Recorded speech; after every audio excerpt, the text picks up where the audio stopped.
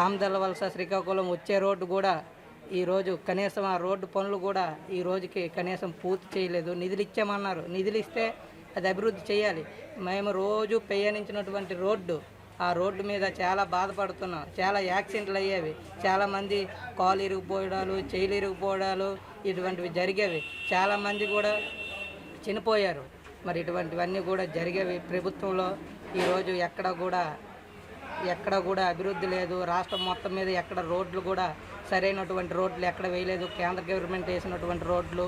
మరి అలాగే ఈరోజు శంకరన్న జగన్మోహన్ రెడ్డి గారు అన్నా క్యాంటీన్లు ఆపిస్తే అది శంకరన్న నియోజకవర్గంలో శివన్ రోడ్డు దగ్గర, ఓపీఎస్ దగ్గర 2 చోట్ల అన్నా క్యాంటీన్లు పెట్టి రోజుకు 500 మందికి పైన భోజనం కల్పించి ఆకలితో ఉన్న వాళ్ళకి అన్నం పెట్టి ఆ కార్యక్రమాలన్నీ కూడా చేశారు. ఈరోజు నియోజకవర్గంలో చాలా కార్యక్రమాలు ఆయన ప్రతి పేదవాడికి కూడా సాయం కోసం వెళ్తే సాయం చేసినటువంటి మంచి మనిషి.